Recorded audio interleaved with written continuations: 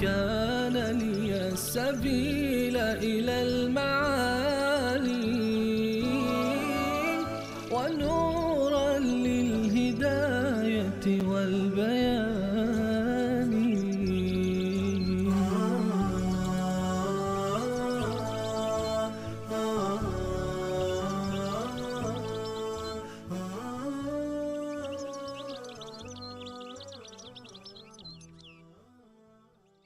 يا أيها الناس قد جاءتكم موعظة من ربكم وشفاء لما في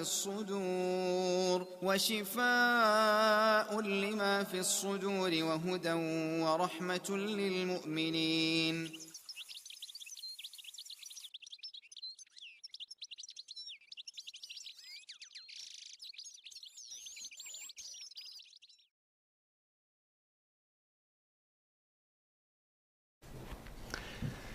بسم الله الرحمن الرحیم. الحمد لله رب العالمین و الصلاة و السلام علی سید الانبیاء والمرسلین حبیبنا محمد و علی آله و صحبه اجمعین.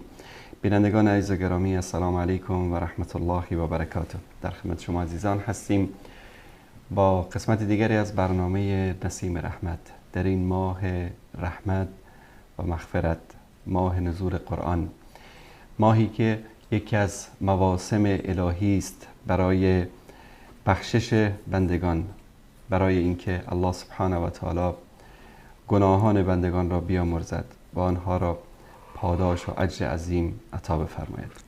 الله سبحانه و تعالی در طول سال مواسم متعددی را برای ما و شما عزیزان آماده کرده است تا از این فرصت ها استفاده بکنیم. رحمت الله سبحانه و تعالی، مغفرت الله سبحانه و تعالی یک بهانه می طلبد.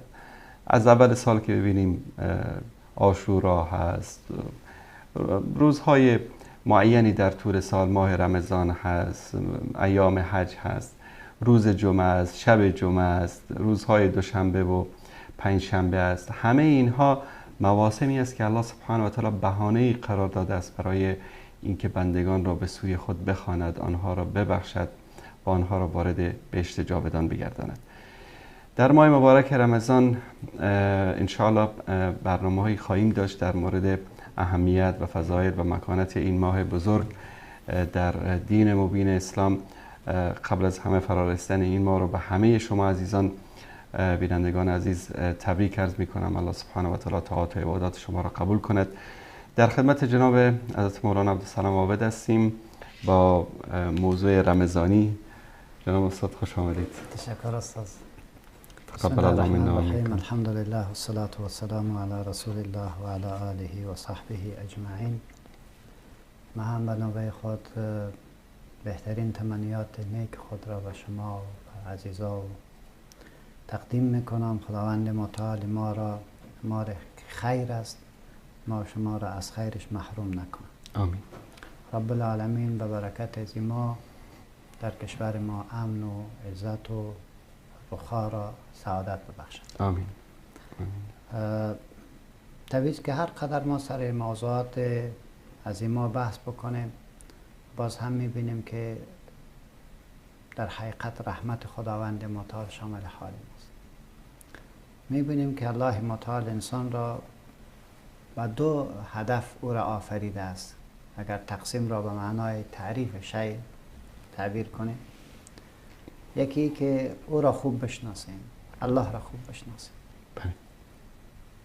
خب چگونه الله را خوب بشناسیم؟ هنگامی که ما تدبر در مخلوقاتش بیشتر بکنیم. دوم، ما را آفریده آنچه که خدا آفریده او را زیبا نگاه بکنیم و در رشد از او اقدام عملی داشته باشیم.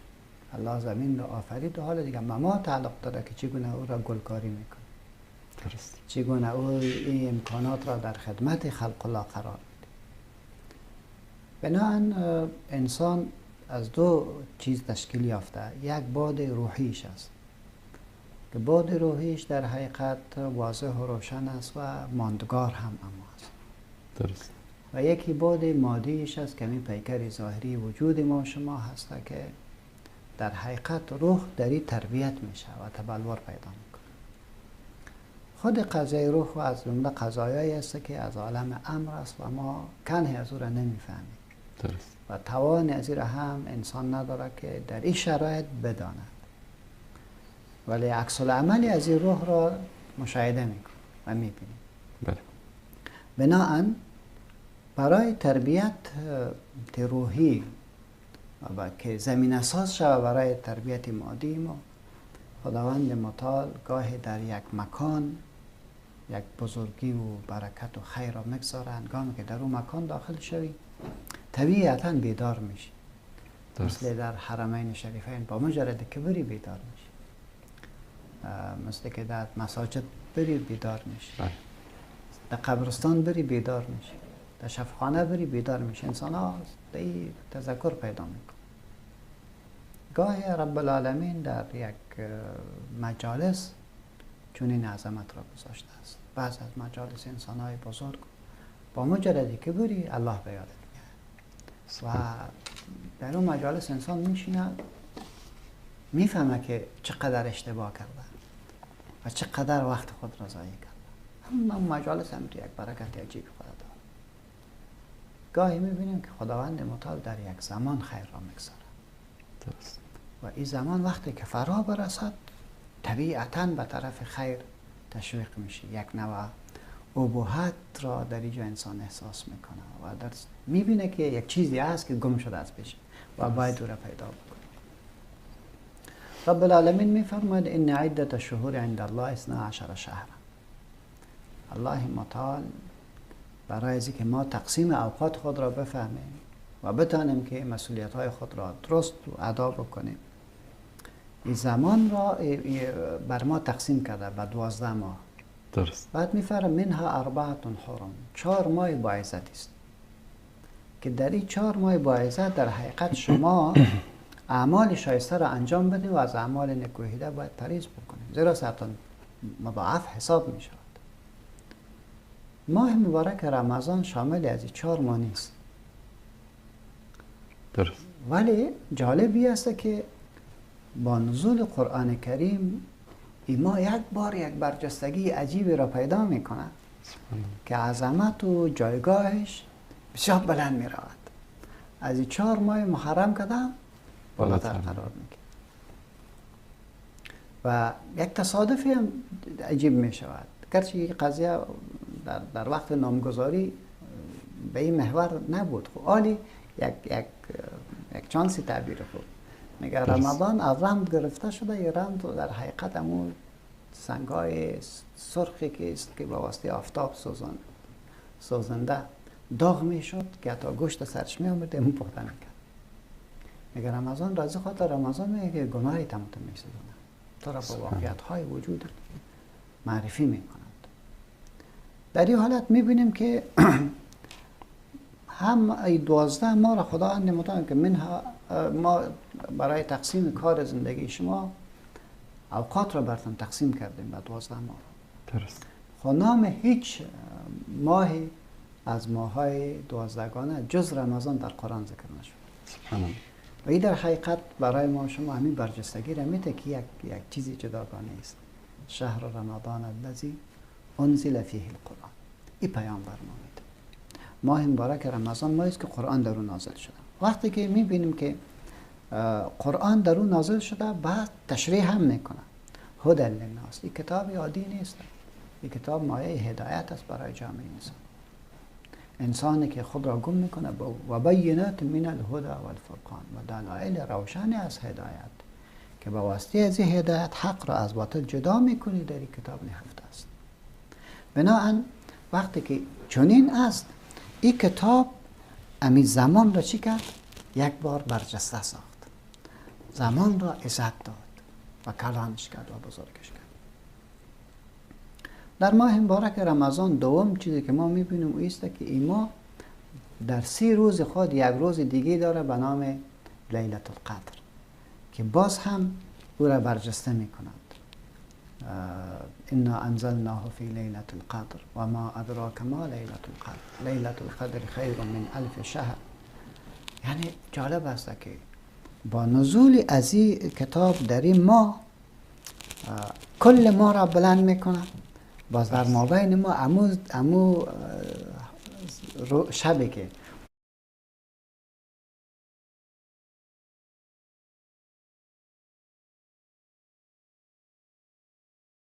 قرآن در اون نازل میشه، او را چنان بزرگی میدهد، چنان بزرگی برش میدهد که برابرش میکنه با 83 سال چقدر وقت. سبحان الله. یک عمر انسان. یک عمر انسان. حالا ببینیم که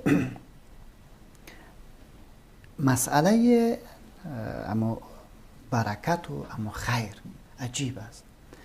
میآید و چیزی که در اطرافش هست او را یک بار متبلور میکنه و زیبایش میکنه و قویش میکنه. قرآن ماه مبارک رمضان را امت یک ماه قرار داد، یک بار بلندش کرد. سوم نقطه که میبینیم است که تو یک ماهی هست که انسان را گناهایش میبخشد و این نفر را وارد جنت میکنه. مرد نزد رسول الله صلی السلام آمد که پرسان کرد که ارأیت اذا صلیت صلوات الخمس، اگر من 5 وقت نماز را بخوانم، امون نمازهای فرض میگوید، و صمت رمضان و ماه مبارک رمضان را روزه بگیرم، و احللت الحلال و حرمت الحرام، حلال حرام در نظر بگیرم، ولم ازید علی ذلک شیئا، هیچ چیزی دیگر نمیکنم، سرزمین چیز دیگه چیز رو زیاد نمیکنم، نه نفل میخوانم نه دیگر میکنم، ادخل الجنه، و داخل جنت میشم. پیامبر میگه نه، بدون که اونجا داخل جنت میشه، همین کارا باید بکنیم. پس میبینیم که هر که ماه مبارک رمضان گرفت در حقیقت وارد جنت میشه. و جنت چه وقت میشه؟ که انسان گناهش بده و ماه مبارک رمضان گناه انسان از پیشش دور میشود. سوم حالت که میبینیم است که بابهای و دروازه های جنت در این ماه باز میشود، دروازه های دوزخ بسته میشود، شیاطین مرده بسته میشود. رسول الله صلی الله علیه و سلم میگه اذا جاء رمضان فتحت ابواب الجنه، رمضان که بیاید دروازه های جنت باز میشه. و از طرفی و غلقت ابواب النیران، دروازه های دوزخ بسته میشود و صفدت الشیاطین، شیطان های بزرگ هم چی میشه؟ به زنجیر میشه. در این حدیث چند نقطه رو برما میده که دروازه جنت باز میشه، یعنی حال دیگه فقط به خود تعلق داره که داخل شد.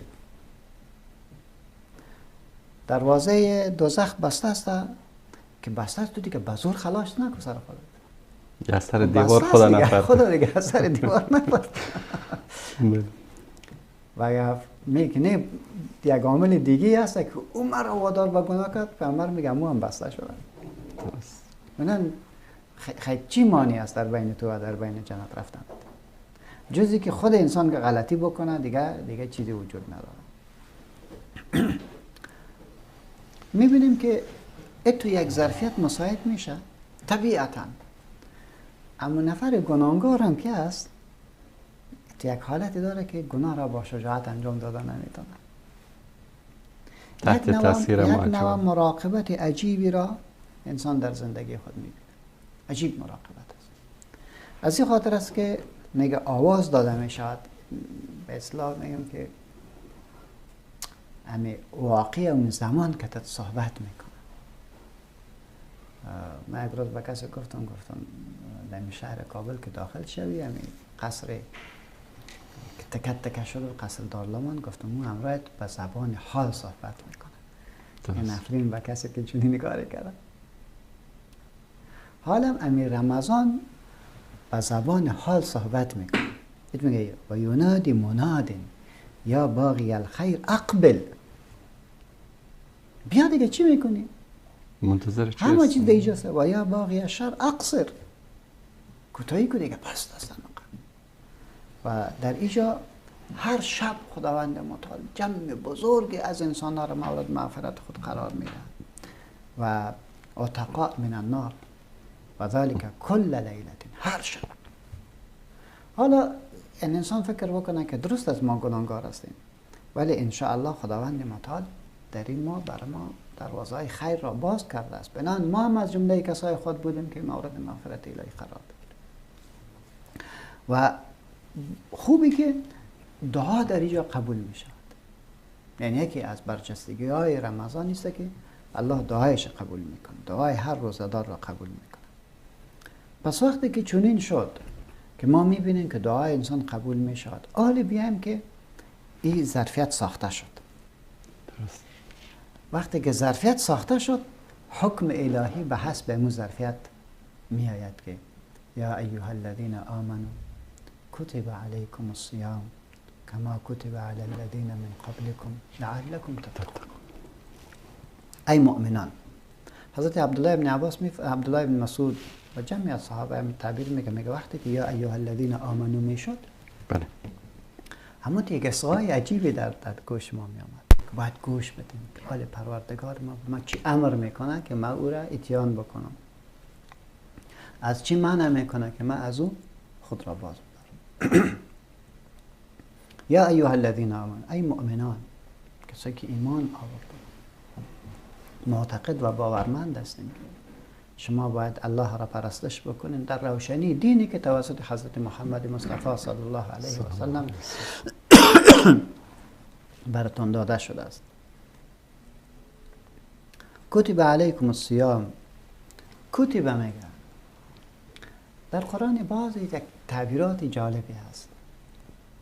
فرض، کتب، این کتب را در جایی می آید میگه الله متعال نمیخواست در حقیقت که شما را از خوردن و از نوشیدن و از وسایل غذای شهوتتون منع بکنه.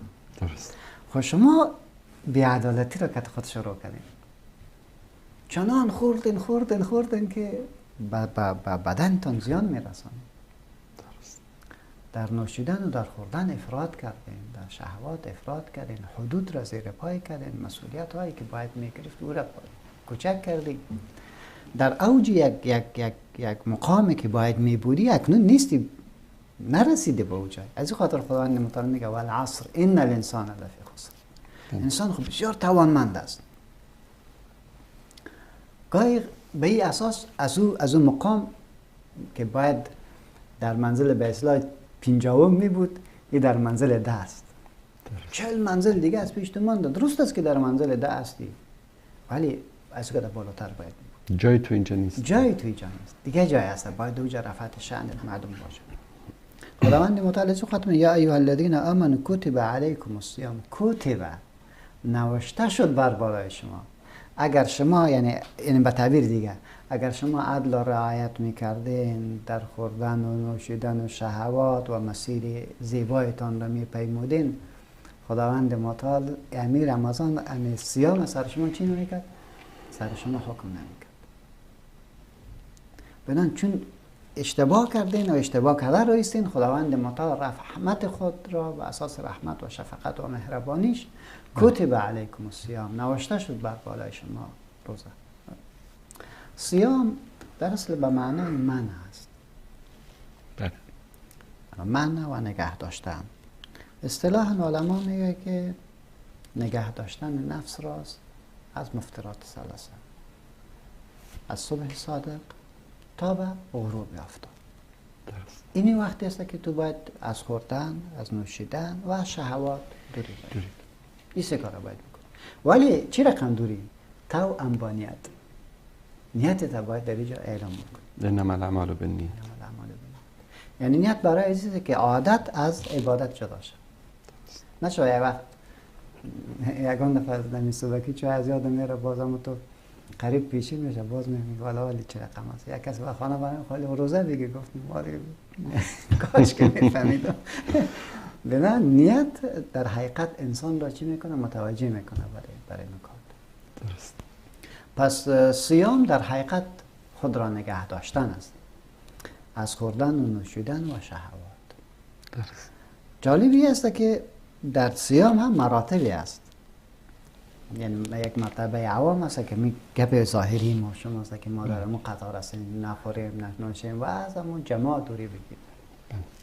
خب برقدر که مرتبه انسان بالا و بالا شده میرود، بعد از باز چیزای دیگری در اینجا می آید که اونها باز او را در حقیقت تحلیل میکنه و همون معظمت بزرگیش هم میگیرد. پس ماه مبارک رمضان ماهی است که در اینجا سر مسلمان چی لازم شد؟ صیام لازم شد کما کتب علی الذین من قبلکم. بعد آسان برای اینکه ما ورخطا نشیم میگه یه حکمی نیست که تنها برای شما، بلکه در امت‌های طول پیشین تاریخ امت‌ها روزه داشتن. درست است که از نظر کیفیت و از نظر زمان فرق میکرد، ولی روزه داشتن، روزه بود. کما کتب علی الذین من قبلکم، هدف را تعیین میکن لعلکم تتقون، تا پرهیزگار شوید. تقوا در حقیقت خود را نگه داشتن است از هر حرکت ظاهری و مادی که کسر شخصیتت بکند، شخصیت را بشکناند. در من خدا تو را چی آفرید؟ خلیفه خود در روی زمین. الله تو را چی آفرید؟ مخلوقی که ملائکه بر سجده کرد، جبرئیل امین علیه السلام سجده میکنه کلش. خب حالا که تو جارای امی عظمت هستی و این کل کائنات را در حقیقت خدمت تو گمار، کلش در خدمت تو است. آفتاب، مهتاب، میوه، حیوان، این کلش در خدمت توست. بناهن وقتی که چنین است باید بفهمی که تو برای چی. این صیام چی میکنه؟ ما را با ما هدف نزدیک میکنه، لعلکم تتقون، تا تقوا را پیشه بکنین.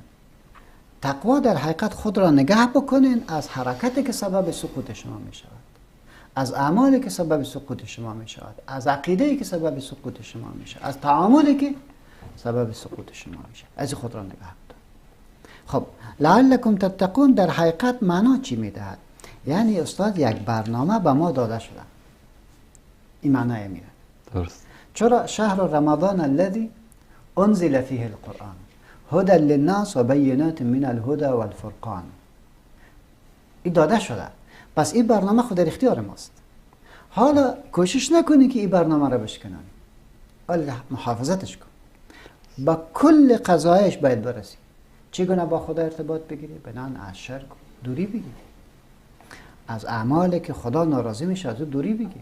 درست. شد. این معنا را میدهد.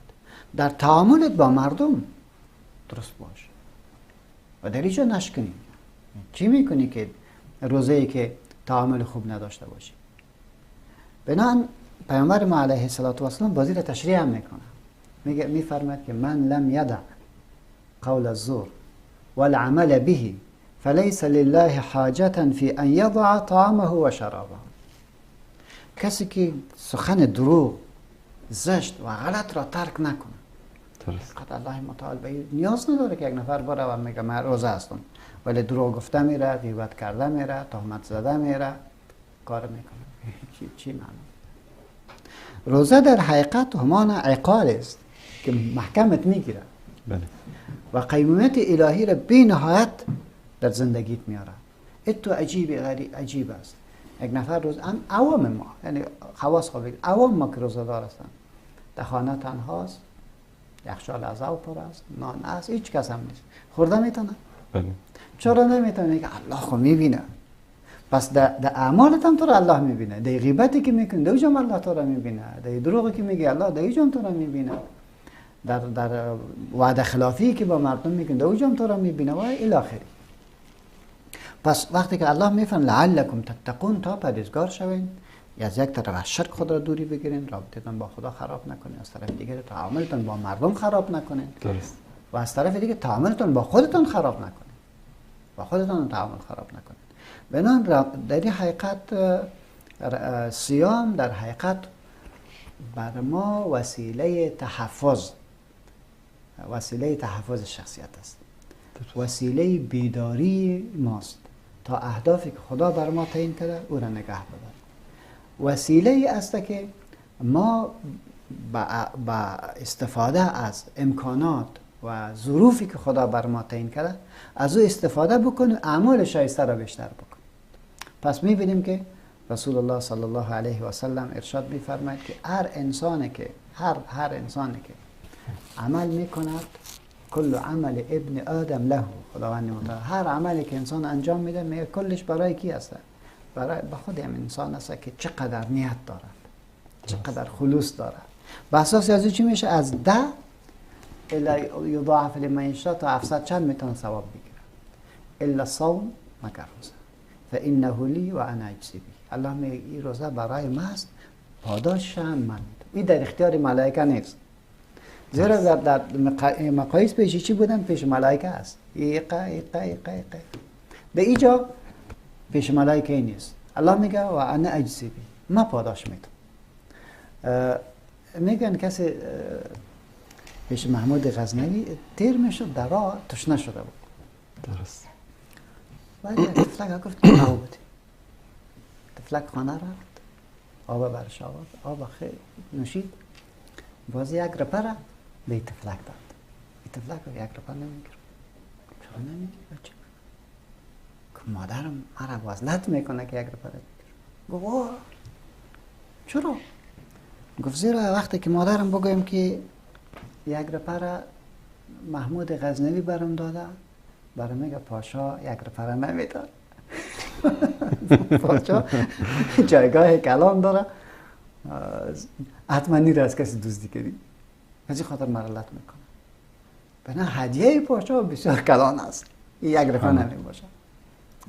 وقتی که الله میفهمه و انا اجزی بهی، من پاداش میتونم، دیگه خداوند فوق تصور است، دیگه فوق تصور ماست. و انا اجزی بهی.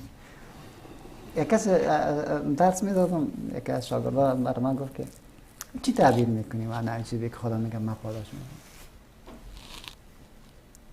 دیگه من گفتم این حدیث خود یک جای دیگه تشریح شده که پیامبر علیه السلام میفرماید که گناهکار آخری گناهکار در دوزخ دیگه برای اینکه برای دیگه جز فضل را شروع میکنه، میگه که خدا لا اله الا الله گفتیم دیگه اینجا چی میکنه؟ همه رفتن مثلا امی گناه ما زیاد است، مرا در گوشه دوزخ پرتو که می لنبه و منبه و چیزان طرف من بیاد، هیچ چیز نمیخوایم. الله میگه سیشون که بله درست شد، گیره همون تو کنار میزن، طبیعی که آرامی را احساس میکنه، از او حالا بسیار خوش میباشه. بعد از او باز در طرف بیرون دوزخ یک درخت بسیار با برگ سبز و زیبا و مقبول، همون تو خوب داره سایه دار است.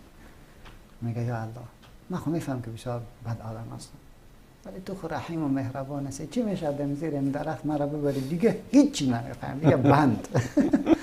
الله برش میگه که خوب شد همونجا ببرینش، این کجا میره دیگه خوب بیخی واقعا جنت وارث. بعد میبینه که یک بوی معطری برش میآید، ایده که به مشام میگیره، دیگه پرسان میگه چی خواهد باشه؟ از کجا میگه جنت است؟ این که همین نام جنت هم مشنوه دیگه شب و روز دیگه خراب میشه. میگه خدایا یک بار مرا در جنت داخل که تا ببینمش باز پس مبرایم، من خب جای ممون نیست. الله ای را داخل جنت اجازه میده میره، میگه می روبرو که میره این طرف راست که سعی میکنه این زیبایی را میبینه پیش رو میگه نشا که بازود مرا بکشه، این طرف راست میده، کما که کو طرف میره که طرف چپ که میبینه این طرف میده، این دویدن است.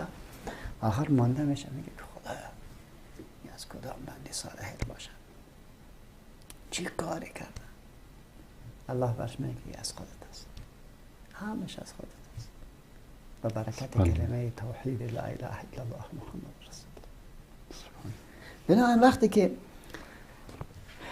الله میگه و انا اجزی بهی، ما برش پاداش میتونم، دیگه شما چی فکر میکنی که به این نفری تو پاداش میده برکت لا اله الا الله؟ کسی که خودش میگه در برکت رمضان ما دیگه پاداش میتونم، تصور نمیده، چیز بر بالای اما قدرت تفکیر ما شماست. از این خاطر یک حدیث دیگر در اینجا میگه و انا اجزی بهی، ما پاداش هستم، الله ما پاداش هستم. سبحان الله. خداوند متعال بر ما شما توفیق زیر عنایت بکنه که این ماه با عزت را با اعمال صالحه و با خوبی ها بتانیم از استفاده بکنیم. جزاکم الله خیر. تشکر بسیار زیاد. اگر اجازه شما باشه یک میان برنامه ببینیم و بعد از اون دوباره در خدمت شما خواهیم بود با برنامه نسیم رحمت. با ما همراه باشید.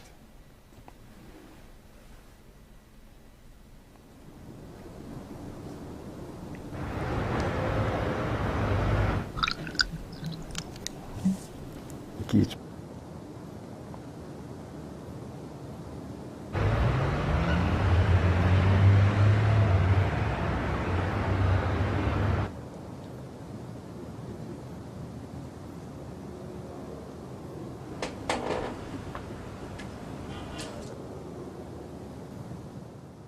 أياما معدودات فمن كان منكم مريضا أو على سفر فعدة من أيام أخر وعلى الذين يطيقونه فدية طعام مسكين فمن تطوع خيرا فهو خير له وأن تصوموا خير لكم إن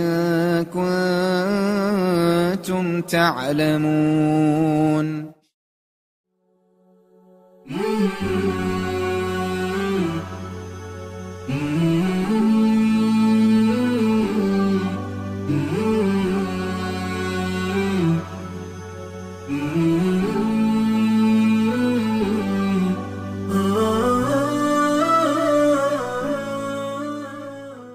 به کانال تلویزیونی ندای حق خوش آمدید. اگر تا کنون عضو کانال ما نشده اید لطفاً کانال ما را سابسکرایب نموده و دکمه زنگوله را فشار دهید تا از جدیدترین ویدیوهای جالب ما مطلع گردید.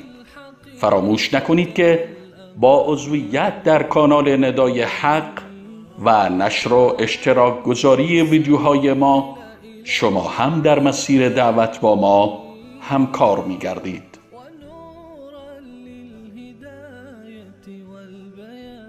ندای حق، ندای توحید و حقیقت.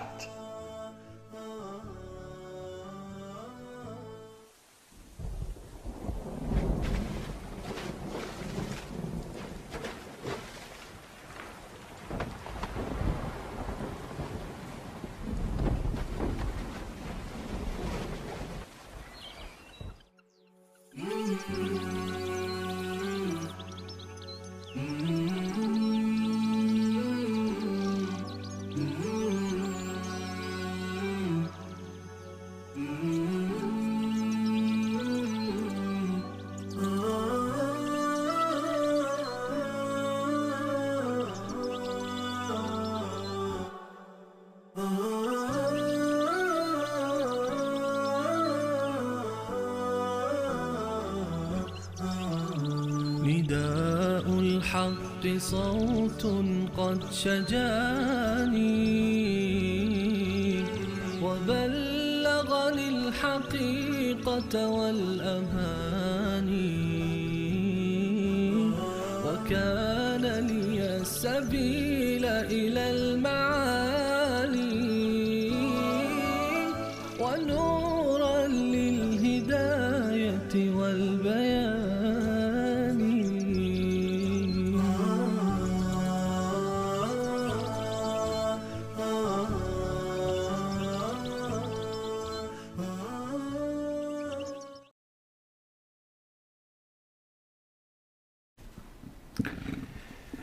با سلامی دوباره خدمت بینندگان عزیز و گرامی با برنامه نسیم رحمت و اهمیت رمضان در خدمت شما عزیزان هستیم با جناب حضرت مولانا عبدالسلام عابد.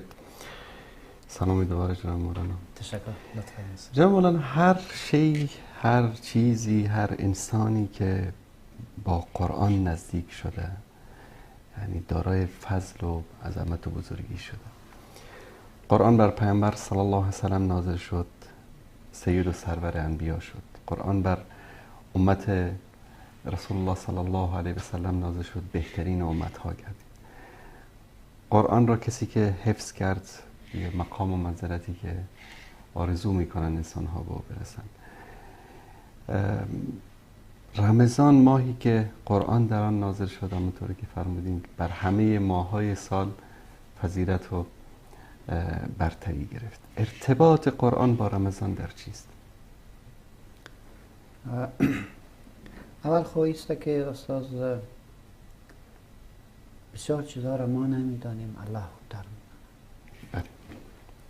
ای که چرا رمضان را الله انتخاب کرد امین ماه را، در این هم بسیار حکمت ها است درست که تعجب آور است. یک تعدادش شاید ما بدانیم، یک تعدادش ما شاید ندانیم. زیرا این زمانها کلش از الله هست و تصرف میکنه. ولی از طرف دیگری وقتی که ما میبینیم که در این ما امو رسول علیه السلام وقتی که به طرف 40 سالگی نزدیک میشه و برابری میکنه و وقتی که او به 40 سالگی میرسه باز نزول وحی میشه و این تصادف میگیره به همین وقت. و از طرف دیگری ببینیم که در همین ما قرآن کریم نازل میشود به بیت العزت و از جا به قلب مطهر رسول ما صلی الله علیه وسلم. بزرگترین ارتباط بعد از ایسته، بعد از نزول، با مجرده که ماه مبارک رمضان داخل میشه حتی نام رمضان تبدیل میشه به ماه قرآن. سبحان. و این ما چنان یک ارتباط تنگاتنگ با قرآن کریم پیدا میکنه که جبرائیل امین علیه السلام در این ماه و پیغمبر علیه السلام قرآن را مدارسه میکنه. ایتو مدارسهش میکنه مثل که اکنون حافظای قرآن کریم همی کار روان داره. استاد میشینه شاگرد تلاوت قرآن کریم را شروع میکنه و استاد بر چی میکنه؟ همون جایی که اشتباه میکنه تصحیحش میکنه. اگر تایید کرد میگه خیلی خوب برو. هر سال جبرائیل امین علیه السلام میامد و پیغمبر علیه السلام قرآن را مدارسه میکنه. با اساس قرآن یک بحث مهم در قرآن کریم قضیه انفاق است و رساندن خیر به دیگران. حضرت ام المؤمنین عایشه رضی الله عنها میفرماید که کان رسول الله صلی الله علیه و سلم اجود الناس. پیغمبر علیه السلام جوادترین مردم. سبحان الله، جوادیتی که رسول علیه السلام داشت انسان تعجب میکنه. میگه که یک روز یک کسی یک چپن بسیار مقبولی را آورد و پیغمبر علیه السلام که زیبا بود واقعا. میگه که پیغمبر علیه السلام به جان خود کرد کل صحابه بسیار زیاد خوش شدن. اینقدر خوش شدن که این میال خوب شد بود. نصرانی نجران آمده بودن بسیار با کشفش. خودت هم یک چیز پیدا کرده که وفودی که میای امرش در وقتش باید بپوشی. در میل از یک نفر دست خود بلند کرد گفت یا رسول الله را به من نمیدی؟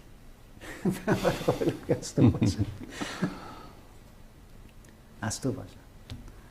یعنی در عطا پیغمبر علیه السلام اصلا معنا نداشت.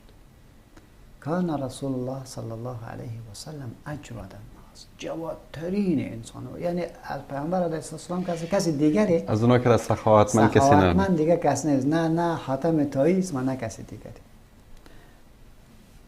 از اینکه چقدر انسان جواد بوده باشه که غنی ترین مردم باشد، زیرا خمس در حقیقت کلش از رسول علیه السلام است ولی یکش نمیگیره. اصلا به کار خودش نبرد، کار زندگی شخصیش. باز وقتی که میگه رمضان داخل میشد این جوادیت چنان تضاعف پیدا میکرد که ما قبل ندیده بودیم. باز وقتی که حضرت جبرائیل امین علیه السلام قرآن برش مدارسه میکرد چنان در انفاق و در رساندن خیر پیغمبر علیه السلام تیز میوزید که از باد تند کرده تیز میوزید. من ریح المرسله. در حدیث میگه ریح المرسله. چرا چون این تعبیر میاد ریح المرسله یعنی چی؟ اول اینجا ببینیم که بادی که فرستاده شده، یعنی تو مثل که پکه بر ما شما تو برابر میشه، این تو برابر شاورش. در اینجا پیغمبر اسلام میگه از باد تند تیز میوزید در خیمه. باد که یک بار بیا، شمال که بیا، سر تجارم میخوره، سر مریضم میخوره، سر فقیرم میخوره، سر طفلم میخوره، سر زنم میخوره، سر هر کس میخوره. پیغمبر اسلام در این ما چنان جواد بود فقط میداد. این را پرسان نمیکرد که کیستی، فقط میداد. بنابراین وقتی که این حالت میبینی از برکت رمضان و قرآن در حقیقت یک ارتباط تنگاتنگ جالبی دارد و بسا قضای دیگری داره که هم عبادت میبینیم بر چه آسان میشد و صحابه قرآن کریم چقدر یاد داشتن میره در نمازهای تهجد خود میخواندند و پیغمبر علیه السلام 10 شب اخیر استاده میشد، خودش خود استاده میشد. ایقظ اهله، خانواده خودم میگه بخیر که نماز بخوان، بخیر به الله را عبادت بکنیم. برس و تقدیر استاد در ماه مبارک رمضان وقتی یکی از کارهایی که مسلمان انجام میده طبیعی که همین گرفتن روزه است. درست.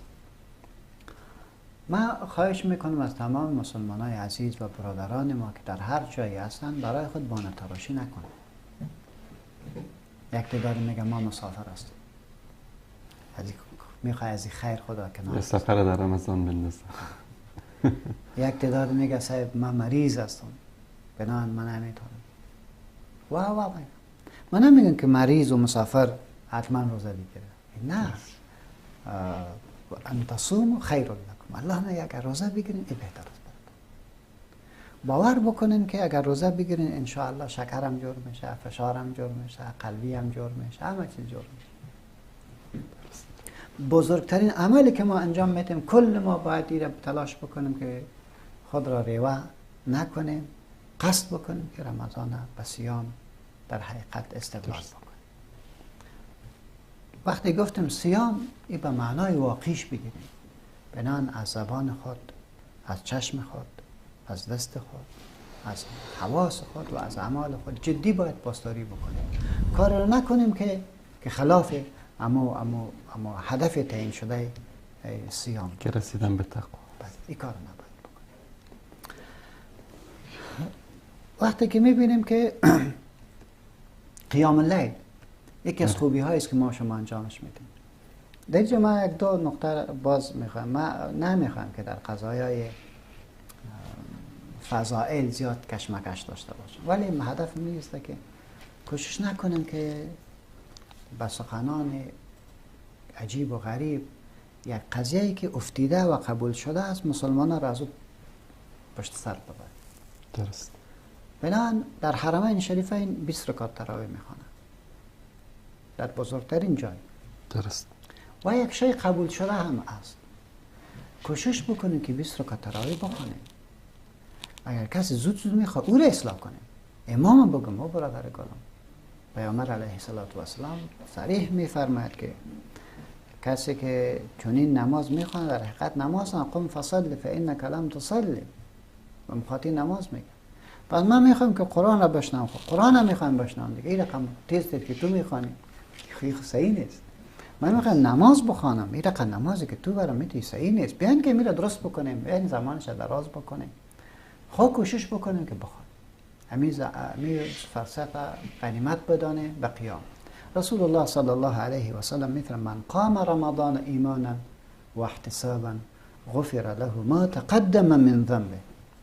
ایمانا و احتساب، ایمان بی که بی باور دارم که ثواب در اینجا است، گناه مرا الله از بین میبرد، پاداش نزد خداوند متعال میگیرد و امر الهی به طرف من متوجه است که ایمان را به خاطر به دست آوردن تقوا باید به روزه حمایت بکن. من صام رمضان ایمانا و احتسابا غفر له ما تقدم من ذنبه. یعنی ما در دو جنبه قرار گرفتیم. روزه از مفترات ثلاثه خود را دور میکنیم، شب به قیام اللیل. قیام اللیل را باید بکنیم. نکته دیگری که در این ماه بسیار زیاد متوجهش بوده باشیم است که این ماه رحمت است، ماه برکت است، ماهی که دسترخوان مسلمان از نعمتها پر می شود. چطور پر می شود؟ این که ما و تو باید تصدق خیرات بکنیم. پیغمبر ما علیه السلام میگه من فطر صائما کان له مثل اجری. کسی که یک روزدار و روزه افطارش میته در حقیقت اما پاداش روزدار را میگیره، غیر انه لا ينقص من اجر الصائم شیئا. از اجر صائم هم چیزی کم نمی شود، ولی برای تو پاداش داده می شود. این نقطه است که به خواهرای عزیز ما در اینجا یک نقطه جالبی است که باید التفات بکنن. خب طبیعی در کشور ما افطاریه را که تیار میکنه خواهرای ما تیار میکنه، مادرای ما تیار میکنه، همسرای ما تیار میکنه. اگر در تیار کردن امی سفره اینا نیت خوب داشته باشن، و بگن که میخوایم این حدیث را در زندگی خود تطبیق بکنم. من فطر صائما، کسی که روزه‌دار را افطار بدهد. پس همین مادر است که در حقیقت افطار شوهر خود را، بچه خود را، برادر خود را و الی آخره خود تیار میکنه. بنابراین اینا باید نیت داشته باشن. اول کاری از این هاست. بعد از او با صاحبای خانه هم افطار را مسجد که میبره اونا هم نیت داشته باشن. الله متعال با کلگی پاداش نیک از این ارزانی میکند. این تصدق که میکنه چیزی با خود که یک سلسله آداب دیگی را ما در نظر بگیریم، به این معنا که یک مادر ما وقتی که در مسجد افطار را رای میکنه امی رقم یک دو بولانی سه بولانی را که آب تنظیم بکنه و به فرزندا و نواسا و بچه‌اش بدهد که در سر سرک ایستاده شود. یک نفر از طرف خانه میخواد زود برود و برش بگیر از این افطار بگیر. یعنی ما زنده بکنیم رمضان در سر سرک ما هم، در راه ما هم، در خانه ما هم، در مسجد ما هم، در تعامل ما هم این کار را باید بکنیم. این اساسی ترین نقطه است که باید متوجه برش بوده باشیم. وقتی که ما این کار را میکنیم، یعنی افطار را میبریم، اگر در مسجد میبریم بعد از با در مسجد هم متوجه بوده باشیم، همین آداب را نگاه بکنیم، یعنی نظافت مسجد را در نظر بگیریم، باز نشود که خرابی بکنیم به نام رمضان و یک کاری بکنیم که مردم دیگه هم در اذیت شود. چهارم نکته که بسیار ضروری است در ماه مبارک رمضان تلاوت کتاب الله است. ماه قرآن است، کتاب الله را باید تلاوت بکنیم.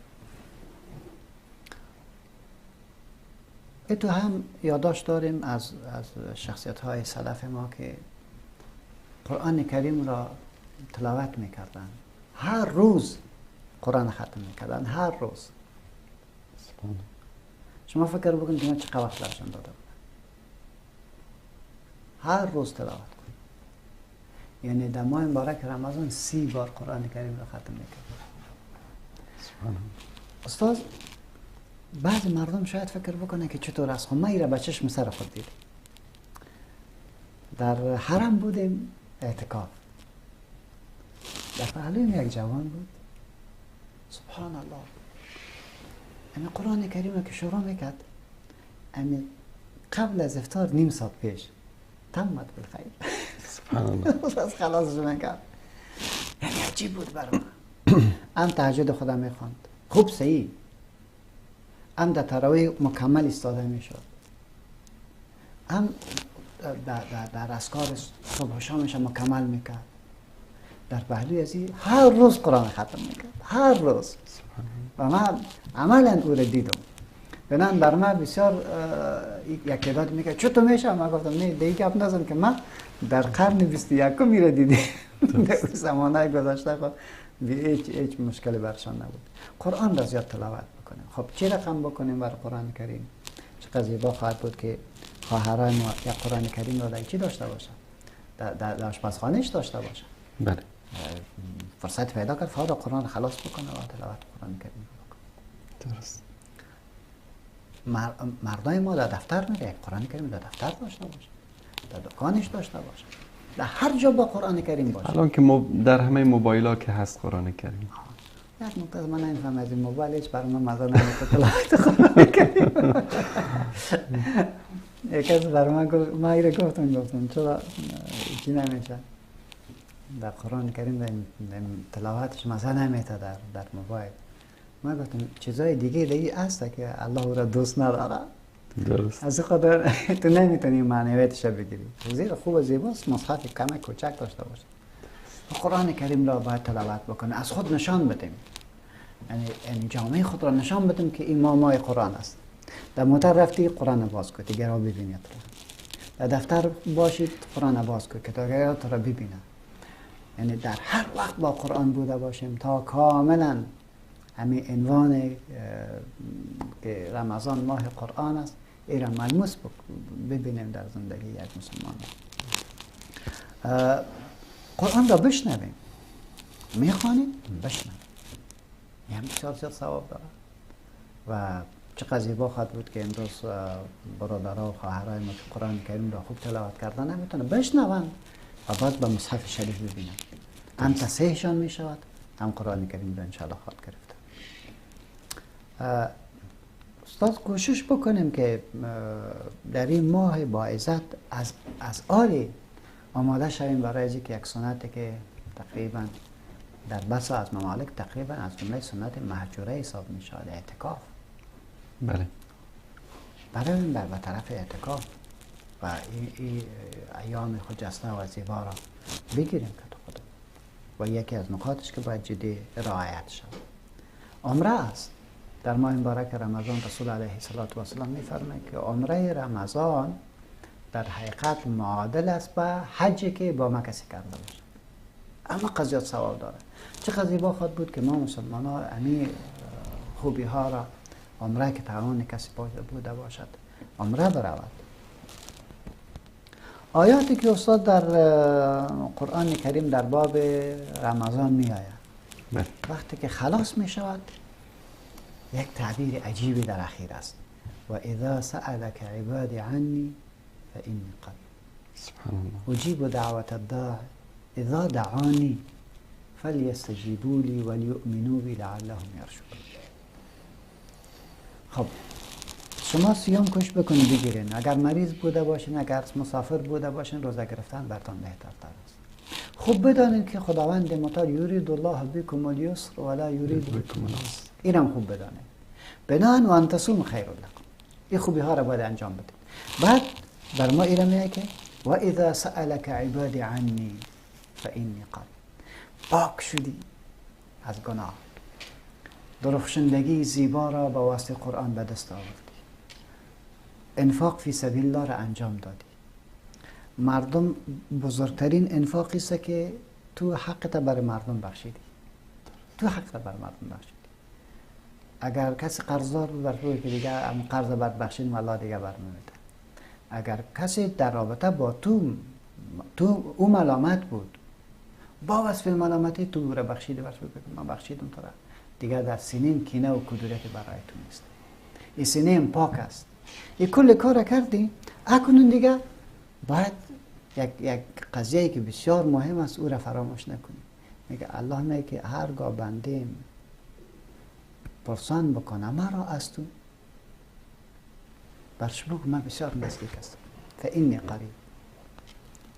هر مشکلی داشته باشی اجیب دعوت الداع، دعا کننده را قبول میکنه. دعا کننده را قبول میکنه. دعای روزادار چی کنه؟ روزادار خود دیگه تعویض که را قبول میکنه. اجیب دعوت الداع چه وقت؟ اذا دعانی، هنگامی که از من بخواهد. نون وقای ضمیر متکلم مفعول بهی است اینجا، دلالت به تخصیص دارد. اذا دعانی، وقتی که تنها و تنها از ما بخواهد. اگر کسی دیگر را در اینجا چخ کرد دیگه الله، یعنی اجابت ما قبول از طرف الله و از طرف دیگر ایمانم به قبولش و سوم بخواد فقط و فقط الله را بخواهد، خام خدایش الله متعال قبول میکنه. از این خاطر است که برای اجابت دعا بهترین فرصت همان وقت افطار است. چقدر زیبا خواهد بود که سفره افطار را وقتی که ما عوار میکنیم و نانها را میگذاریم، این فرصت را غنیمت بدانیم، یک دو سه کار را بکنیم.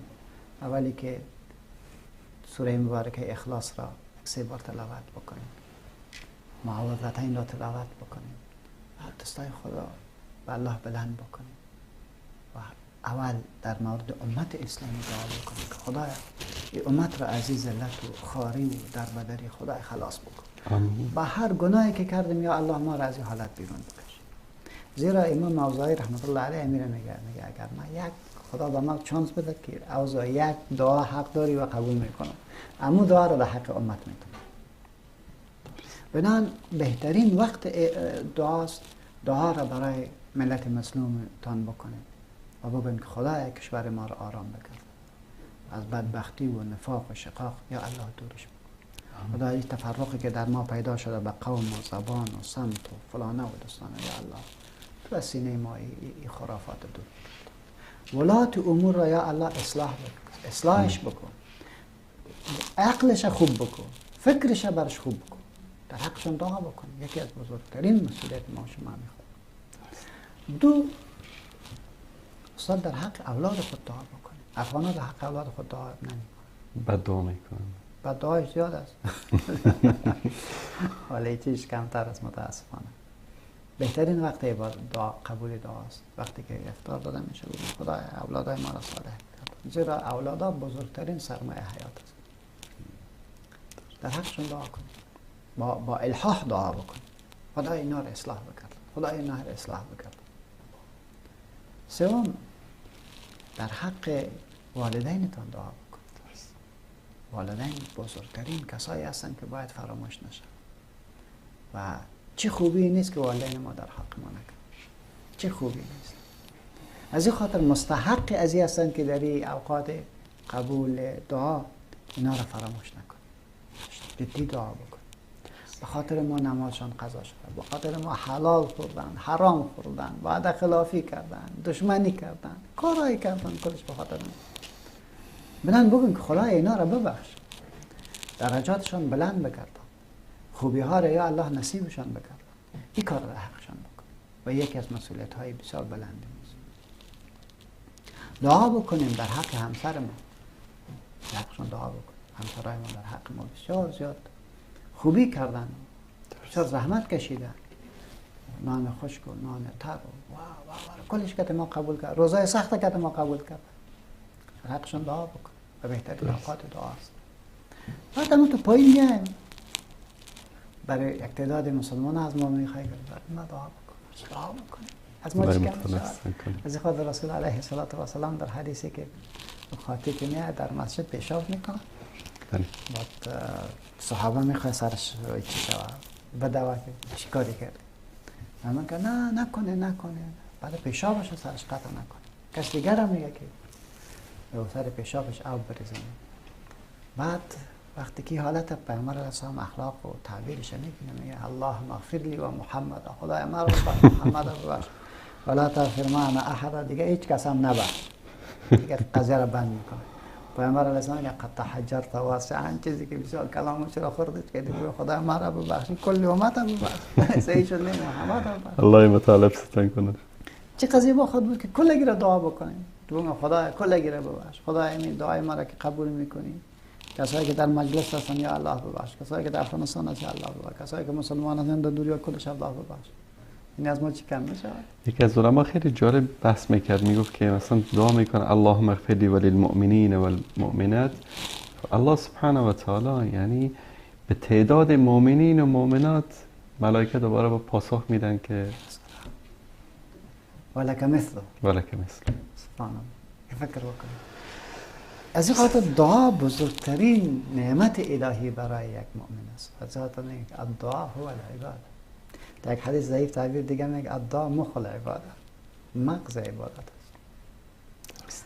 الله متعال توفیق به ما عنایت بکنه که ایام خجسته را با دعا و با نیایش سپری کنیم. یک چیز دیگر هم میگم مفتون که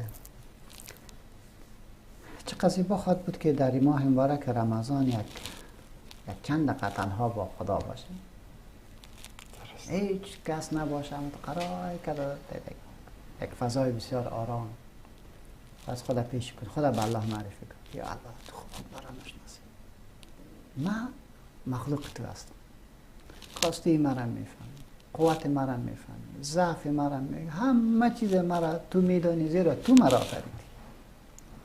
بسیار زیاد نعمت ها دادی، خب من شاکرت نشدم. بسیار زیاد فرصت ها برام دادی، خب استفاده نکردم. بی نهایت عیوب دارم، خب یا الله تو سر من پرده انداختی. بسیار چیزا را خواستم، از اینکه بزرگترش دادی. اگر این کارا بکنیم بهتر خود. جزاکم الله خیر. بینندگان عزیز گرامی، در خدمت جناب مولانا عبدالسلام عابد هستیم و در این روزهای مبارک، امروز اولین روز ماه مبارک رمضان هست و از شروع برنامه جناب مولانا را میبینم که احساساتی هستن. الله سبحانه و تعالی افغانستان را پر از امن و عدالت و برابری و برادری بکنه که دوباره بتونن برگردن انشاءالله و شفای عاجل آرزو میکنیم برای شما. واقعا سخت است، یعنی شاید خاطرات زیادی دارن جناب مولانا. شاید برای ما اصلا قضیه وطن و چیز و شیرینی که برای شما داره شاید نداشته باشم. الله مطالب ستان کنه. بارک الله فیکم. دوستان عزیز در کلاب هاوس هم با ما همراه هستن. اگر عزیزانی میخوان صحبت بکنن، سوالی در رابطه با موضوع برنامه دارن، میتونن که پشت خط تشریف بیاورن. همچنین از طریق شماره واتساپ برنامه دوستان عزیز اگر صحبتی دارن در رابطه با موضوع برنامه لطفاً میتوانن که تماس بگیرن. جناب مولانا، آیه ای رو که ذکر کردید و اذا سألك عبادی انی فانی قریب، عادتا در قرآن کریم در آیات دیگر میپرسیم که یسألونک عن الاحله قل یسألونک عن فلان یسألونک عن قل هی. در اینجا الله سبحانه و تعالی شما با پیامبر نمیگه که قل اذا سألك عبادی انی، مستقیما میگه فانی قریب، نمیگه قل فانی قریب. بله استاد، اینجا ببینید که وقتی به پیامبر میگه که هرگاه بندیم پرسان کرد مرا از خودت که آیا دور هستم یا نزدیک هستم، تا یک سوالی که چه داده شده بود کرده بودن، گفت یا رسول الله خدای ما دور است که ما بر چیخ بزنیم یا نزدیک است که آستگت صحبت بکنیم. الله متعالی آیت را نازل میگه که بندیم در رابطه از ما پرسان بود، ورخی که من بسیار نزدیکم. اذا سألك عبادی عنی فانی قریب، وقتی که اقامت نزدیک میکنه یعنی چنان نزدیک هستم که دیگر کلمه خود ضرورت.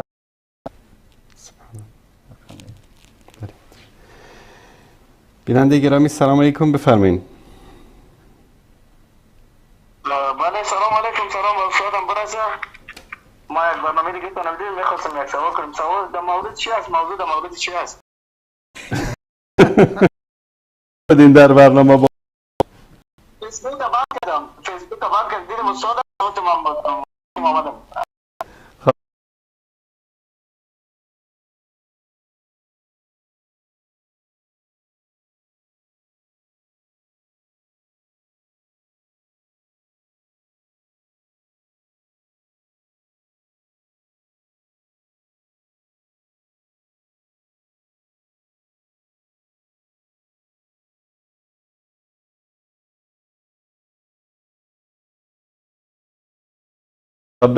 برنامه ما در مورد رمضان است. موضوع برنامه موضوع رمضانی است. اگر در رابطه با رمضان سوالی دارین جناب مولانا عبدالسلام عابد بفرمایید. خب سلام برسه مولانا صاحب. ما برنامه استاد از سابق سعی میکردم از طریق تلویزیون، از طریق و او روز دیگه بله کسی جنگ در ببخشید خارج از موضوع ما از استاد سوال میکنم. استاد شدن در مقابل طالبا را جایز ندانست. ما خودم از پنجشیر هستم، داخل خانه ما داخل شدن، بسیار خرابی ها کردن. به عنوان یک مسلمان کسی که داخل خانه یک آدم نه دفاع حق نداره. ببینیم برادر عزیز ما را اجازه بده. ما علمای خدا شما همین علما در یک عالمش میایه ما را اجازه برخورد مبارزه در مقابل ما یک سوال میکنم برادر عزیز، برای شما وقتم میتیم. موضوع ما برنامه رمضان است. شما خارج از موضوع صحبت کردیم. شما از درست برادر عزیز از شما یک سوال دارم. شما در پنجشیر زندگی میکنین؟ ما در پنجشیر فامیلای ما بود. ما خارج زندگی میکنم. شما در خارج زندگی میکنین. خب یک لحظه یک عالمی که از پنجشیر باشه از غیر پنجشیر باشه فتوا داده باشه که شما ازبک باشه تاجیک باشه ترکمن باشه فتوا داده باشه که بنابر فلان آیه قرآن و برابر فلان فرموده رسول الله امروز جنگ کردن بر علیه حکومت طالبان جایز است. یک عالم برای ما بگید. عالم مولوی صاحب قانت در تلویزیون واضح در مقابل علمای امی طالبا استاد شد، گفت باید بخواد نگفت. ببینیم برادرشان دقیق باشین نگفت. امورا ما هم دیدیم، شما هم دیدین، همه ملت دیدین. یک نفری که امروز بیای بگویه، یک عالمی، اصلا یک عالم پنشیری بیای بگویه که یا ایها الناس بنابر فلان آیه قرآن فلان حدیث پیامبر امروز جنگ کردن با امی حکومت فعلی، ما نمیگیم طالب یا غیر، امی حکومتی که فعلا در افغانستان هست، حاکم است، یک حقیقت است، جایز است. یک عالم به من نام ببرین غیر از امی 4 تا دزد آرامخوره که بودن در حکومت سابق بودن و امروز به نام مقاومت مردم هم میخوان دوباره وطن به بدبختی بکشانن. من شما یک سوال پرسیدم برادر عزیز، یک سوال پرسیدم از شما، اگر که جوابش پیدا کردین دوباره زنگ بزنین در خدمت شما هستم. تشکر. دوستان از طریق کلاب هاوس کسی هستن؟ دوستان که خوب داشته باشم بفرمایید استنباط کنم بفرمایید.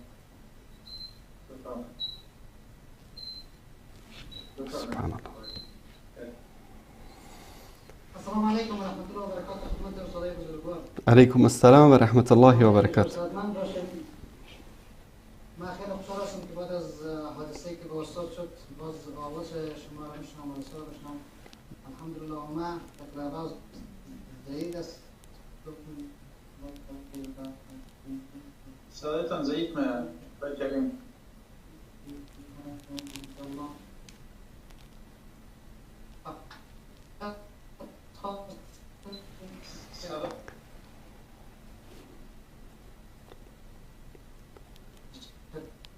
دوست عزیز ما اگر جای خود عوض بکنید، شما صدایتان مشکل داره.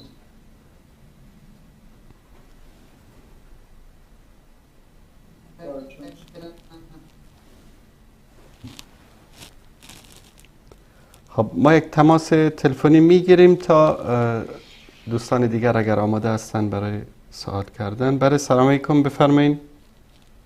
استاد عزیز سلام علیکم. با استاد عبدالسلام عابد بسیار زیاد احترام و تقدیم است.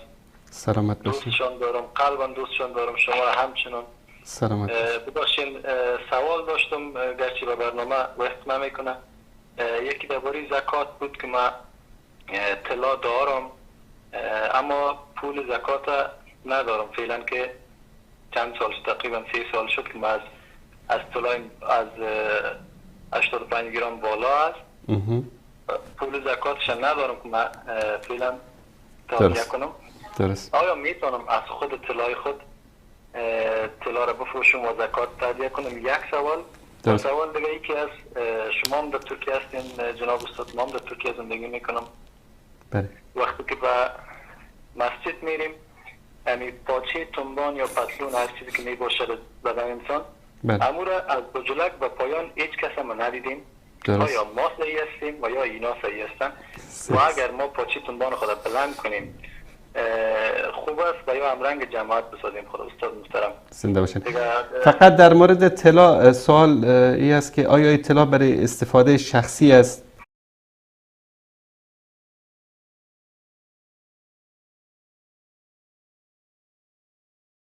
مثلا خانومتان استفاده میکنن یا که نه برای پسنداز است؟ بله خانم استفاده میکنن. اگرچه تمام طلا را خوشما میدونید تمام طلا را از 100 گرم 110 گرم است، تمامش نمیتونن استفاده بکنن، تا جای استفاده میشه یعنی درست. مثلا محفل چیز.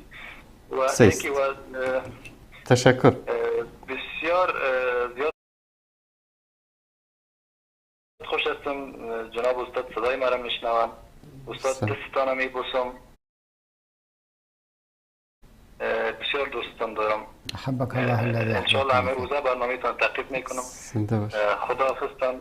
الله یار نگهدارتون. زنده الله. باشین. سلامت باشین. خداحافظ شما. بفرمایید جناب استاد. و در رابطه به محبت، اظهار محبتشان، خدا اینها را دوست داشته باشد. احبک الله الذی احببتنی فیه. واضح است که میفرمایند که طلا از من نیست، در حقیقت از خانمش است. درست. وقتی که از خانمش بوده باشد او برای زیوراتش که استفاده میکنه برای امو آرایش شخصی خودش. بله. علما در این اختلاف نظر دارن. یک نظر علما میست که باید زکاتش داده شد. درست. یک تعداد علما میگه که یک بار بدهد. یک تعداد علما میگه که نه، زیور است و اصلا سر زکات نیست. به مخاطر اون سوالم پرسیدم از بله. دیگه شخصا خودم به این نظر هستم که اگر توان دیگه نداری اصلا سر زکات نیست. درست. اگر خوب پیسه دار است دیگه 85 گرم یا 100 گرم طلا انشاءالله توان ازیرم باز داره که زکاتش بپردازه. درست. حسب ظروف خودش عمل بکنه. اگر داشته باشد بهتر است بده. اگر این رقم مقید باشه که دیگه نداری پیسه باید این را بفروشی، نه نفروشش. درست. نگاهش بکن. یک سوال ما بکنم جناب استاد، زکات سر امی خانم اونا واجب است یا سر خودش؟ دو حالت داره. اگر طلا از شوهر باشه ولی برای خانمش هم تو خریده هدیه داده باشه. هدیه باشه خواهد شوهر از دختر است، از زن است. درست. از شوهر نیست. هدیه نمیته یک تعداد، اما تو کتش برش میته. یعنی عاریه است. در حقیقت زیور است که برای تجمل چی خود کرده باشه. درست. باز در مال شوهر محاسبه میشه. اگر هدیه داده باشه یا در مهرش بوده باشه باز از زن محاسبه میشه و اگر از عاریت بوده باشه با زکات حتما باید شوهرش بپردازه. شما مولانا به زن که طلا داده شو پس گرفته میشه. یگان بار جنجال خدا نخواسته و در انحلال خانواده بودی جنجال پیدا میشه. درست. زنده باشه. تشکر شما. و نقطه دومی که عرض کردن در رابطه با پتلون،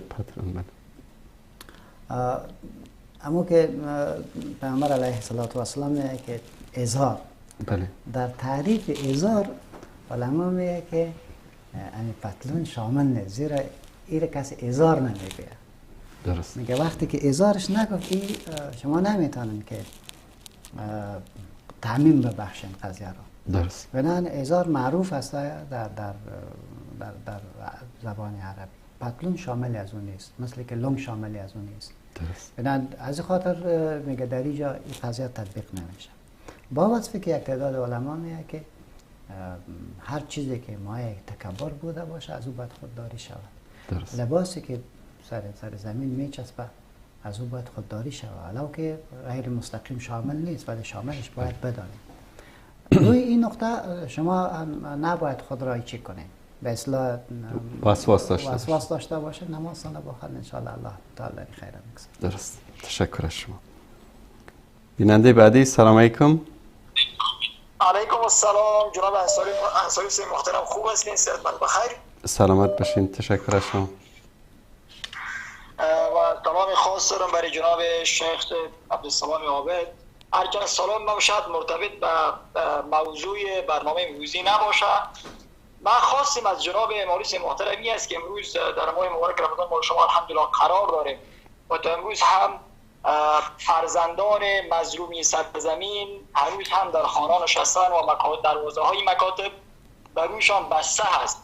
من میخوام بگم که تنها مسئولیت علما همی است که اینها در یک جای بنشینن. این کار خیلی خوب است که ما موضوع اسلامی را بحث بکنیم، ولی موضوع داغ جامعه امروزی ما بسیار مشکلات کلانی است که بعد علمای بزرگوار ما مانند جناب شیخ و هزارها علمای دیگر که در بیرون از کشور به سر میبرند، اینها به نظرتان مسئولیتش چی است؟ آیا ما وضعیت امروزی که در افغانستان ما قرار دارم به صفت یک جوان و دردی را که امروز واقعا در وجود هر هموطن میبینم برای ما خیلی طاقت فرسا هست. ما میخوایم بگم که بعد علمای بزرگوار ما آستین بر بزنن و برای اینکه از این وضعیت همه مردم افغانستان را بیرون بکشن باید کاری بکنن در کشورهای بیرونی که قرار دارن با علمای بزرگ جهان اسلام بنشینن و کنفرانس های جهانی برگزار بکنن تا اینکه وضعیتی که امروزی است این وضعیت را تطبیق بکنن. فقط پیشنهادی من است که ما تشکر برادر. تشکر. تشکر از شما. تشکر برادر عزیز. سلامت باشید. خداحافظ شما. تشکر میکنم از برادر عزیز ما. اول در رابطه با این مسئله مکاتب ما صراحت این قضیه را مطرح کردیم و گفتیم که نه در شریعت و نه در عرف و نه در هیچ دلیلی نه در مذهب دارن باید هر چیز زودتر بدون تعلل بدون بانه تراشی مکاتب را بگذارن که باز بوده باشن. اگر مکاتب را بسته میکنن در حقیقت یک ضربه بسیار بزرگی بر پیکر جامعه ما میزنند. درست. و این قضیه واضح و روشن است و جمعی از علما سر این موضوع بحث هم کردن. امیدوار هستم که حکام این قضیه را عادی نگیرند، این قضیه را قضیه شخصی تلقی نکنند، در مقابل مردم پاسخگو باید بوده باشند، در مقابل شرع پاسخگو باید بوده باشند. معارف افغانستان معارف اسلامی است، لباسش اسلامی است، مکاتبش جداست و نباید به سلیقه برخورد شود. و کوشش هم میکنیم عادی ننشستیم، روابط میگیریم، پرسان میکنیم تا که انشاءالله زودتر بتونیم قضیه مولا بعضی فکر میکنن که کل مشکل یک جامعه را باید علما حل بکنه. اگر مردن بعد علما بیه، اگر نکاح کردن علما بیه، مشکل سیاسی را علما حل کنه. مشکل تک تک افراد یک جامعه مسئول هستند در قبال امنیت، در مقابل سیاست، در مقابل همه چیز جامعه. و علما قربانی های خود دادن. یعنی از زمان مبارزه بر علیه کمونیسم هزاران تن از علمای ما زنده به گور شدن در افغانستان و تا امروز هم این سلسله جریان داره. دوستان از طریق کلاب هاوس اگر عزیزی تشریف داشته باشند.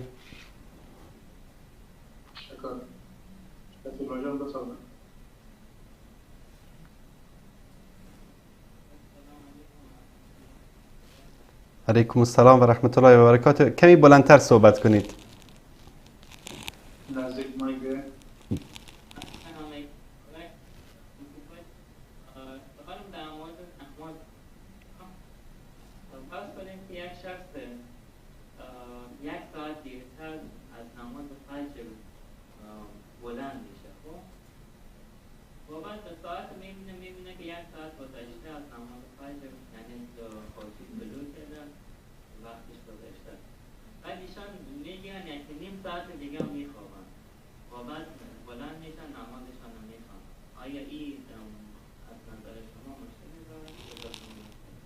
تشکر. بفرمایید. رسول علیه السلام ارشاد می‌فرماید که رفع القلم عن ثلاث. سه افرادی هستند که تکلیف از اونها برداشته شد. یکی و عن نائم حتی یستیقظ. درست. خواب، کسی که خواب است تا که بلند میشد. همین که بلند شد دیگر بازو حق نداره که سستی بکنه و کسالت بکنه. فوراً در اون لحظه بخیزد، وضوی خود را بگیرد و به نماز شروع بکنه. اما مثلا طوری که برادر سوال کردن، نماز صبح است، 1 ساعت بعد دیگه نزدیک طلوع آفتاب میشه، میگه دوباره نیم ساعت دیگه هم بخوابه بعد از نماز. ما فهمیدم، نقطه میده میگه که می استاد نه خود نمازشو قضا شده میگه. درست. بعد از اینکه خوب قضا شد هفته برآمد سر زمین میگه دیگه هم خواب میکنه. نیم ساعت دیگه خواب نکنه، فورا دیگه اما قبض شد. یعنی طبق ما حدیث باید فورا بلند بشه. بالکل. نائمین حتی یستیقظ، حتی یستیقظ، تا که بیدار میشد. بیدار که شد دیگه خوبانه نیست. از اون بعد اگر کسالت و سستی میکنه خوب نیست. درست. درست. دوست دیگری هستن پشت خط، بفرمایید.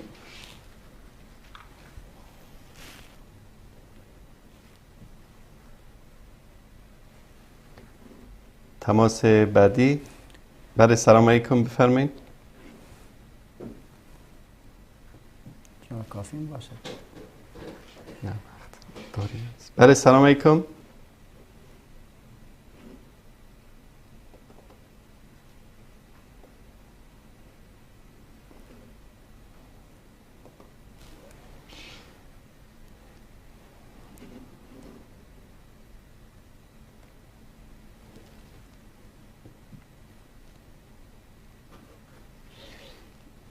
بله سلام علیکم.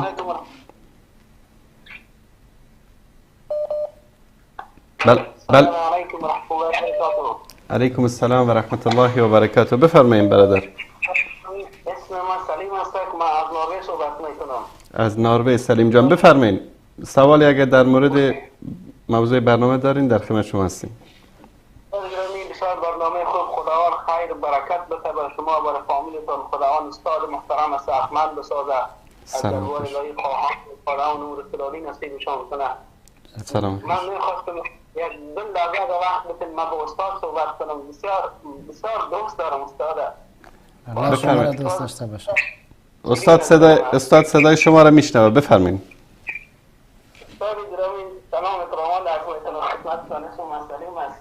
از نوبه صحبت میکنم استاد گرامی. خوش سلامت باشه. خداوند شکر که شما به حیات هستین. تشکر. و همیشه ما پسانه کنم میکنم از بعض استادایی که در افغانستان هستن استاد گرامی. خداوند این ملحدین این کافرین وطن ما کشور الحمدلله الحمدلله الحمدلله رب العالمین. لمای موضوع که استاد گرامی شما دعا کردین الحمدلله الحمدلله رب العالمین. سلامت باشید برادر. تشکر زیاد. تشکر زیادش.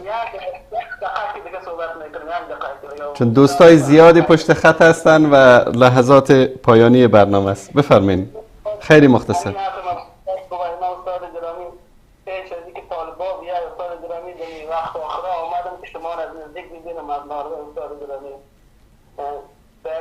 مسجد اینجا رفتیم استاد گرامی از عالم بود از او پرسان کردیم سلام علیکم ناظرین ما کجا پیدا کنم گفت که او هستش ما جای خود روزه گناه تبدیل میکنیم به خاطر تروریستا به خاطر از جا که دنیا فلان دارن استاد محترم هم علمای ما از ننگ ببرن خداوند یاد خار غضب خود گرفتار کنن انشاءالله نیم استاد گرامی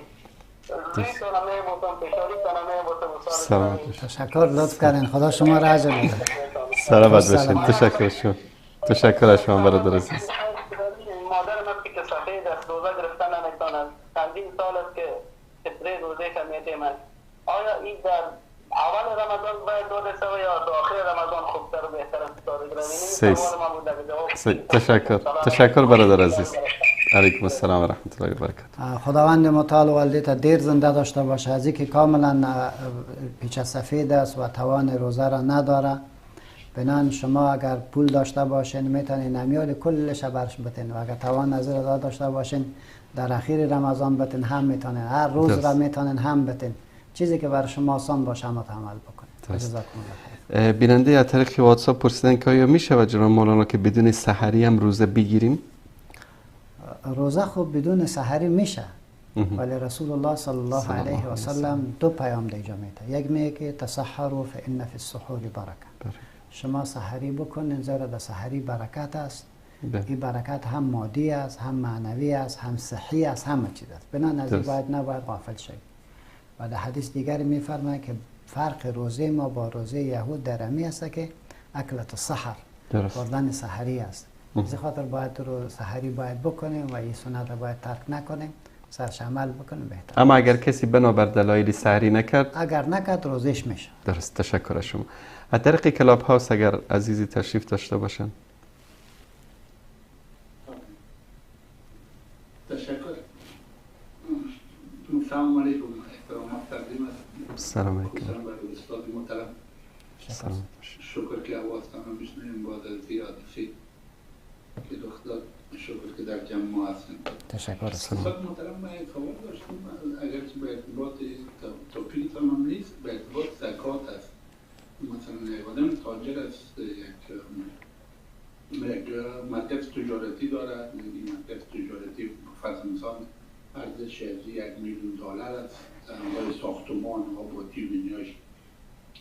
آیا این زکات میاره یا ایست که آدم عواید دیگه سالانه کرایه میگیره از کرایه که در عاید سرمایش داخل میشه از اون زکات بده یا در مجموع آدم کلی جایداد میگیره زکات چه میشه؟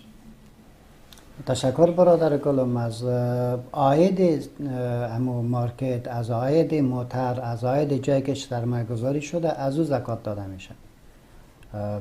و او زکات شامل امو پروسه پول دیگه میشود، هر قدر که شد شما باید زکات بدید و از خود پول نمیشد، از عایدش میشود. و جزاکم الله خیر. سوال دیگری هم دارین؟ بله، یک سوال دیگر هست به ارتباط دادن زکات، صدقه و فدیه. ما یک فامیلی یک چیز دور کردیم، یک بنیاد خیریه. درست. در این بنیاد خیریه ما کمک میکنیم از طرف فامیل. مثلا یکی پیسه فدیه خود میدن، یک پیسه زکات خود میده، یک صدقه میده. آیا ما اینا را جدا جدا تقسیم کنیم، مشخص بسازیم یا است که کلش از همون بنیاد بردیم، از همون خیرات کردیم که مو صدقه و زکات و فدیه کلش در یک جای بلند.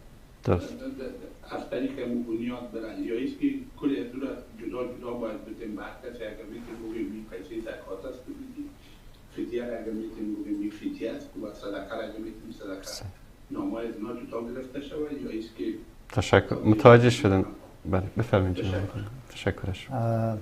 اول خب بسیار کار خوب کردین. خداوند متعال همین رقم یک فکر نصیب تمام مسلمان ها بکنه که یک بنیاد روی قومی را جور بکنه تا به اساس از او از صدقات کوچک چیزی ساخته نمیشه، ای در یک جای جمع شود یک چیزی بزرگتری از او ساخته شود تا به واسطه از ما بتانیم فقر را در حقیقت به معنای کلمه کاهش ببخشیم. درست. بنابراین اول خدا الله برکت بتانه، کار خیلی خوبی کردین و این انشالله یک مدل شود برای کل مسلمان های ما که از این استفاده کنن. دوم وقتی که ما تعهد کردیم اقوام که ما اینجا صدقه خودم میتیم، خیرات خودم میتیم، زکات خودم میتیم، این در حقیقت صلاحیت خود را به اون مسئولی که در این بنیاد است سپرد که او چگونه در این تصرف بکنه. اگر این تصرف را حقش داد انشالله به وفق همون مصلحتی که او لازم میبینه باید عمل بکنه. صرف یک نقطه دیگری است که در باب زکات خود ما باید جدی بوده باشیم که درست.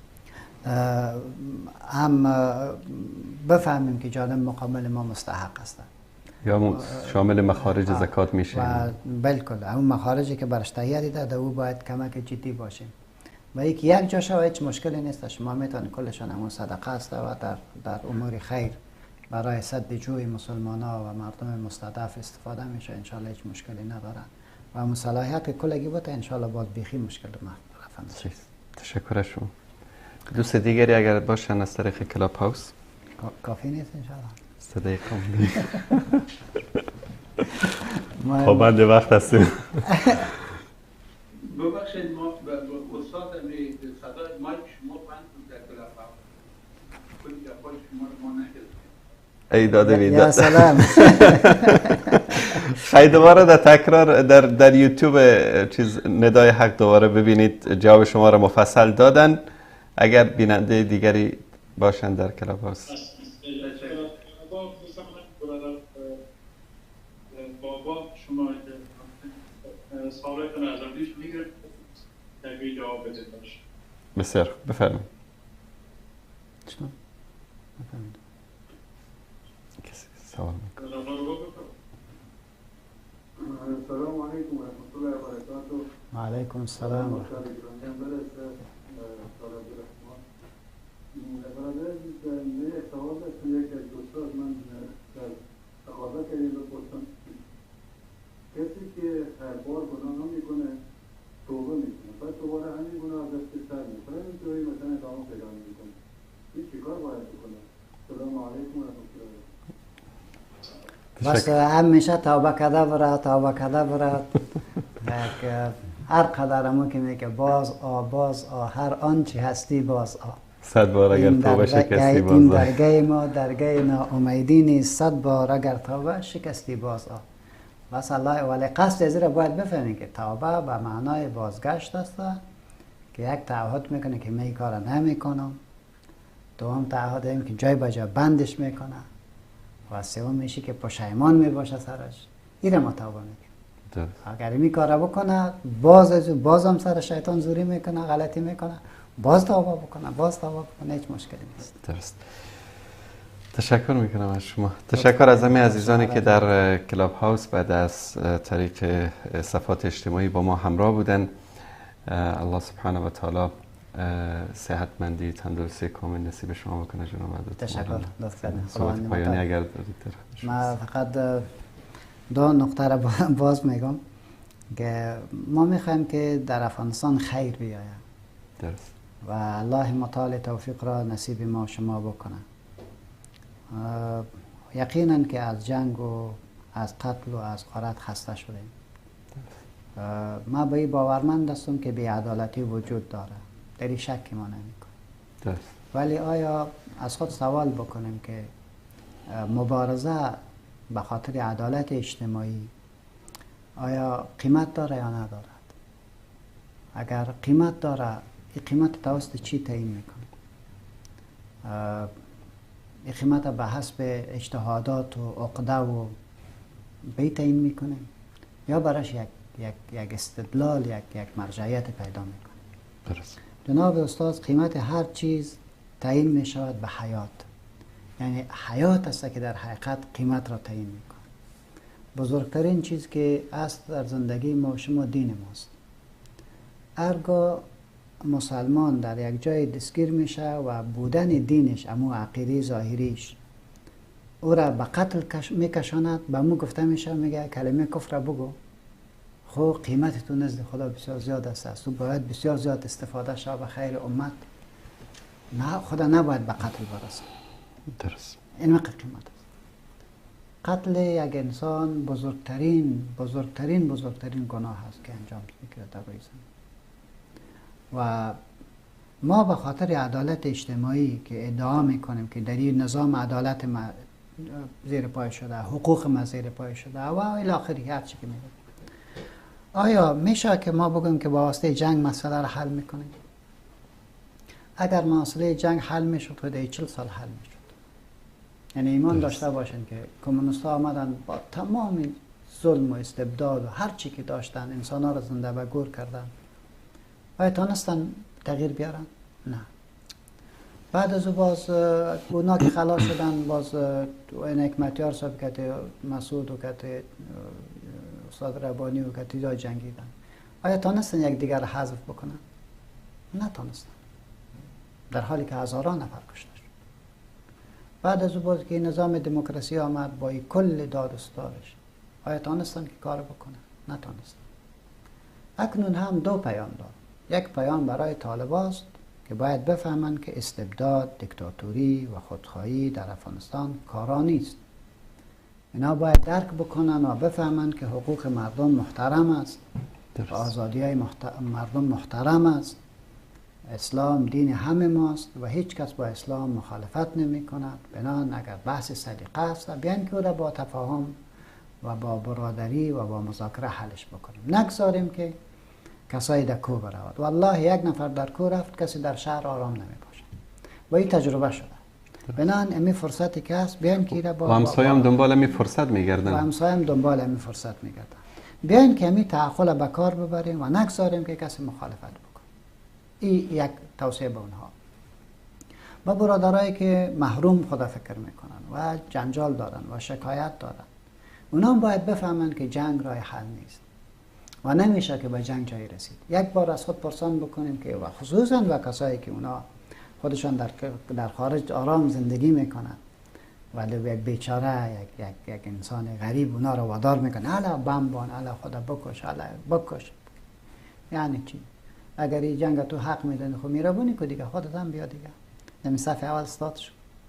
این چی رقم حساب است که با خودت آرامی باید بوده باشه، پول باید بوده باشه، با اولادت مکتب باید بوده باشه، همه خوبی ها رو تو بگی جناب عالی.